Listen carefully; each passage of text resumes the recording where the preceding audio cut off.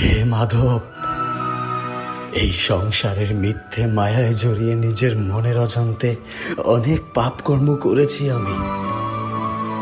তোমার কাছে শুধু চাওয়া পাওয়া আশা আকাঙ্ক্ষা নিবেদন করেই জীবনটাকে মৃত্যুর দিকে অতিবাহিত করলাম, কিন্তু কখনো তোমাকে জেনে উঠতে পারলাম না। তোমার এই পাপী সন্তানকে ক্ষমা করো মাধব। আর আমার এই পাপ কর্মের জীবনের শেষ চাওয়া একটাই, মৃত্যুর আগে যেন তোমাকে জানতে পাই। হে মানব, যে আমাকে জানে বা জানার চেষ্টা করে তার কখনো মৃত্যু হয় না।